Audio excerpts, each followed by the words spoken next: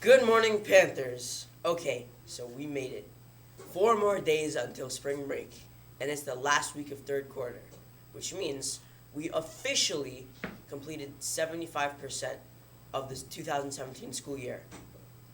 Did you know that on this day, in 1926, the second flight of a liquid-fueled rocket by Goddard occurred? Please stand for the Pledge of Allegiance. I pledge allegiance to the flag of the United States of America and to the republic for which it stands, with one nation, under God, indivisible, with liberty and justice for all. You may be seated. Okay, so the aerospace fact of the day has been keeping us connected for 39 years. Here's Jake to tell us more.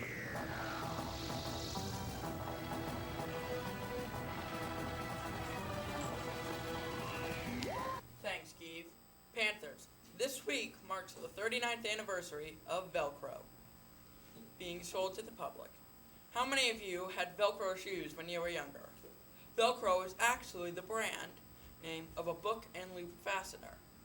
Swiss electrical engineer George de Mestral invented his first touch fastener when, in 1941, he went for a walk in the woods and wondered if the burr that clung to his trousers could be turned into something useful. He patented it in 1955 and subsequently refined and developed its practical manufacture. The fastener consisted of two components: a lineal fabric strip with tiny hooks that could mate with another fabric strip with smaller loops, attaching temporarily until pulling apart. Velcro fasteners were used on the suits, sample collection bags, and lunar vehicles brought to the moon by Neil Armstrong and Buzz Aldrin in 1968. Check out this video to learn how Velcro works. Hi guys, it's Nate from Design Squad. We got a question into the website from Minu23 who wants to know, how does Velcro work? It's a great question, Minu23. Velcro is actually a brand name for what's generically referred to as a hook and loop fastener. Hook and loop fasteners are great ways to hold one thing together securely to another thing until you want to take them apart. When you do want to take them apart, it's pretty easy, like this. Apart, together. Think these come in my size? Check it out. On the bottom, the scratchy part, that's all the little tiny hooks. A whole bunch of little pieces of plastic shaped just like this. On the top is the fuzzy part. Those are the loops. The loops get smashed onto the hooks where they get caught. That is why we call it a fastener, because it holds things together. Now, the inventor of hook and loop actually came up with the idea after he noticed little burrs, or tiny seeds, stuck to his dog's fur. When he looked at them up close, he saw the seeds had tiny hooks on them that would get caught in fuzzy things that were looped together, like his dog's fur. He thought, maybe I can use that same fastening method to fasten things together on purpose in a useful way. Now, with a magnifying glass, we can only see a couple times magnification. So I want to build a really big version that's a few hundred times bigger so you can really see how it works. For the loops, I'm using plastic strapping, like they sometimes wrap around cardboard boxes to help keep them shut. Now for the hooks, you guessed it, wire coat hangers. Check out those nice hooks. And when we put them together, just like on a shoe, when you push the hooks into the loops, they get caught up in each other. So when you pull them apart, they're held together pretty well. Now when you pull it apart, the hooks are actually flexing until they let go. Stick it together, it's caught, hook and loop, Velcro. Like a lot of awesome inventions, the invention of hook and loop fasteners can be used all over the place. One of the first places that the inventor thought he could use it was as a replacement for zippers. He originally called it the zipperless zipper. Can you imagine having zippers on your shoes to keep them closed? Thanks, Jake. First up, Tech Crew with Mr. Bergman is canceled this afternoon because he has a meeting. The school store has an awesome new item in stock, Parkland lanyards. You can use them to keep your keys and student IDs on. The cost is just $2. Sixth graders. The due date is approaching. April 5th will be here before you know it. Bring in your outdoor ed permission slips as soon as possible. Don't forget to order your yearbook before they run out. See Ms. Coppola with any questions.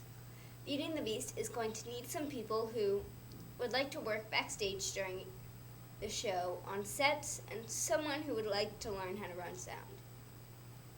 If you are interested, see Mr. Bergman in the TV studio this week. Finally, Panthers. You have the opportunity to earn a power period of fun this Thursday before spring break begins. Here's all you need to do.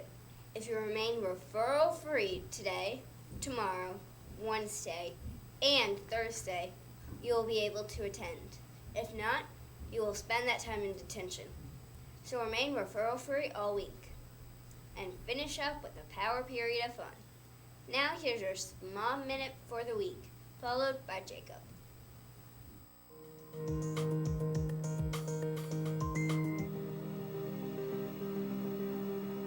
Hey everybody, we are all looking forward to spring break and the end of the quarter. One important duty I have as SMOB is to serve on the Policy Management Committee, which helps to shape the vision, direction, and law of the district. Currently, we are working on a trailblazing equity policy that affirms the district's commitment to expanding opportunity and leveling the playing field. Part of ensuring that high-quality instruction happens throughout our district is ensuring that we have appropriate assessments in terms of both quantity and content. While I understand that assessment is necessary to measure learning, I constantly push the district to review this issue and use as few tests as possible. The recent transition to quarterly exams were supposed to help limit testing. With that goal in mind, I supported action at the last board meeting, which asks the superintendent to examine the required quarterly assessment rollout in 2018 in order to make adjustments or potentially even consider going back to the previous exam structure. Thanks for listening.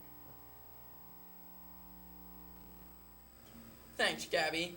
Is there life on other planets? This question fascinates everybody, from adults and children to scientists and philosophers. Some of the most popular movies of all time, from Close Encounters of the Third Kind to E.T. the Extraterrestrial, have sparked our imaginations and kept us wondering about what or who else might be out there. From unexplained lights in the sky to mysterious objects floating on the horizon, there have been many claims of alien sightings. The official term for what people see during such alleged sightings is an unidentified flying object, or UFO.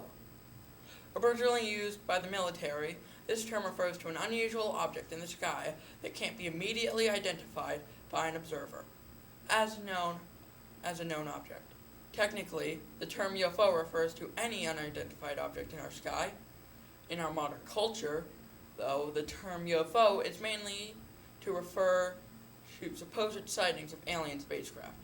Alleged UFO sightings are not a purely modern phenomenon. Experts note that sightings of mystery airships have occurred since the late 1800s. Interest in UFOs increased greatly during World War II, when American fighter pilots used the term Foo Fighters to refer to unexplained sights in the sky.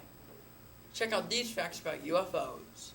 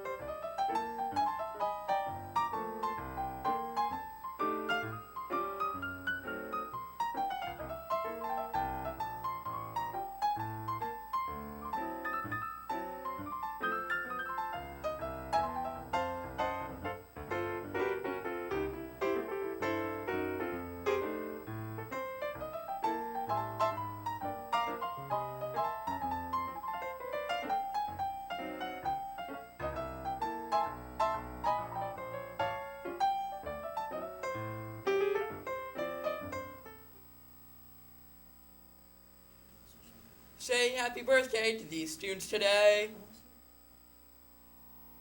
Happy birthday to you. Happy birthday to you. Happy birthday, dear wonderful person who's having a birthday today. Happy birthday to you. And many more.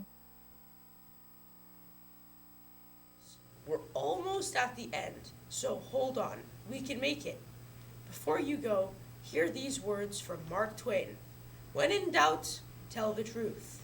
Have a great day, and we will see you tomorrow. Bye.